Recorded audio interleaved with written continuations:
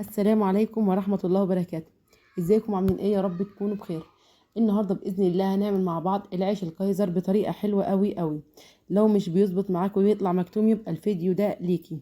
هنعمله بطريقة حلوة قوي، اتمنى تجربوه وتقولوا لي رأيكم فيه ايه. شايفين قد ايه طري وجميل جدا جدا، بتضغطي عليه كده بيرد لك تاني. بصراحة مفيش احلى من كده. جربوه، ناجح جدا جدا، جربوه بإذن الله هيطلع معاكم زي العسل. قبل ما ندخل على الوصفة أتمنى تشتركوا معايا في القناة وتفعلوا زر الجرس على الكل علشان يوصلكم كل جديد، وتدوسولي لايك للفيديو. النهاردة كمان بإذن الله هنعمله اقتصادي جدا جدا. هنعمله بالطريقة الأصلية بدون زبادي، بدون زبدة، بدون لبن. هنعجنه كده بالمية وهيطلع معانا مفيش أجمل من كده زي ما شايفين قدام حضراتكم.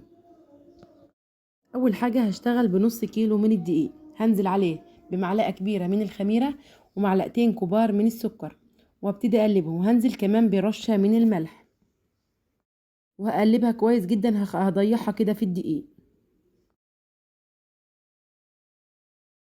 بعد كده هنزل بمعلقة صغيرة من البيكنج باودر، وعلى طول عليها هنزل بمعلقة خل. معلقة الخل هحطها كده على البيكنج باودر، هيحصل معايا فوران، والفوران ده هو اللي هيخلي اللقمة معايا جميلة جدا جدا، هيخلي معايا الرغيف كده هش وطري. ده محسن طبيعي للعيش معايا. هنزل كمان بربع كوباية من الزيت، وابتدي كده اقلبها. بعد كده هنزل عليهم بالمية الدافية. بوريكم هنا الفوران اللي كان حاصل. جربوا، حطوا البيكنج باودر على الخل وان شاء الله باذن الله هيظبط اي معجنات معاكم. هنزل بالميه حبه قليلين كده بحبه قليلين لحد ما العجينه تظبط معايا. واهم حاجه ان اعجن العيش كويس جدا جدا جدا علشان اخد نتيجه مرضيه في الاخر.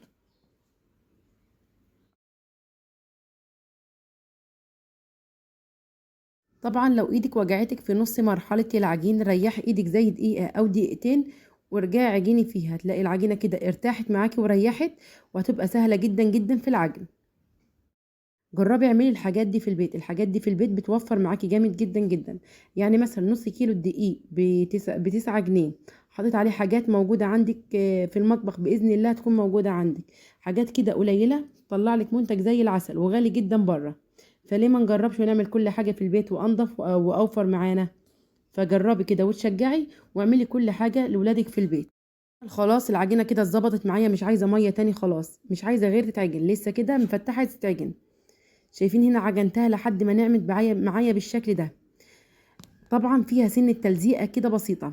طبعا عشان اخد تيست عالي كده في العيش جبت معلقة من السمنة او الزبدة على حسب ما يكون متوفر عندك، الزبدة او السمنة تنفع. وابتدي اعجنها كويس جدا جدا في العجينة. طبعا الخطوة دي بتفرق جدا جدا، بتفرق في طعم العيش وقوام العيش كمان معاكي في الاخر. كده ابتدي كده ادخلها كويس جدا جدا. هتحسوا ان العجينة اتقطعت معايا.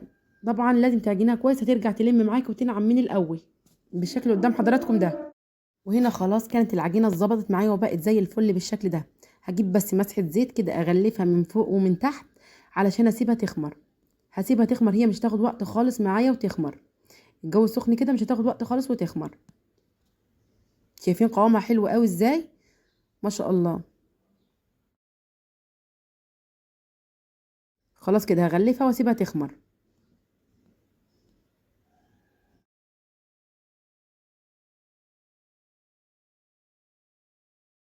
وهنا خلاص بعد ما خمرت، شايفين قوام العجينه حلو قوي ازاي؟ ههبطها كده بس وابتدي اقطعها. همسح ايدي كده مسحه زيت خفيفه، واخد على قد الرغيف اللي انا عايزاه. عايزه الرغيف كبير او صغير براحتك تماما. انا هنا عملته حجم كبير. نص كيلو دي عمل معايا 12 كيزرايه كبيره. انت لو صغرتي هيعمل معاكي اكتر من كده، انا عملتهم كده حجم كبير. خدت قطعة العجين بالشكل اللي قدام حضراتكم ده، سويتها كويس جدا جدا وقفلتها كويس جدا من تحت. اهم حاجة تقفليها علشان ما تفتحش معاكي في الفرن. واحط الكيزرايه بدون ما اضغط عليها، احطها كده في صينية مدهونة مسحة زيت خفيفة من غير ما اضغط عليها. هسيبها كده بتكويرتها زي ما هي. اخد كمان واحدة كده اسويها كويس جدا جدا. واهم حاجة اقفلها جدا زي ما قلت لكم علشان ما تفتحش معايا في الفرن. وراعي كمان اكون مسحة ايدي مسحة خفيفة جدا جدا من الزيت. ده شكل الرغيف معايا، شايفين متساوي ازاي؟ بسم الله ما شاء الله، تحفه. عايزه اقول لك كمان اهتم شويه بنوع الدقيق. لو نوع الدقيق معاكي كويس جدا جدا هيطلع معاك الكايزر زي العسل في الاخر. ده دقيق متعدد الاستخدامات، وطالع الكايزر في منتهى الجمال، بسم الله ما شاء الله عليه. بس كده اقفل كده كويس واحطها واسيب مسافه ما بين كل كايزرايه والتانيه، عشان لسه هينتفخ كده، ولما اخبزه كده هيكبر معايا عشان ما يلزقش في بعضه. ده شكل الكايزر معايا، شايفين المسافه ما بين كل واحده والتانيه بالشكل ده. عمل معايا 12 كايزرايه كبيره زي ما قلت لكم. هسيبهم بقى يخمروا، اهم حاجه يخمروا كويس، مش يخمروا انهم يبوظوا كده، لا، يخمروا يكون لسه شباب كده، مش خمروا قوي قوي قوي لدرجه انهم هيبوظوا، علشان اخد يعني حاجه حلوه جدا في الاخر. وده شكلهم بعد ما خمروا، شايفين بسم الله ما شاء الله الضعف الكميه، بسم الله ما شاء الله الواحده قد ايه، تحفه ما شاء الله. هجيب ربع كوبايه من الميه عليها معلقه كبيره من السكر، دوبتهم كده في بعض، وابتدي المع الوش بيه.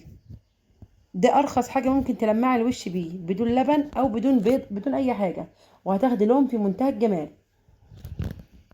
بعد كده هدي الوش كمان رشه من السمسم، عايزه تديه اديه، مش عايزه تديه براحتك على حسب ما يكون موجود عندك. انا دايما بقول لكم اشتغلوا بالموجود عندكم في البيت.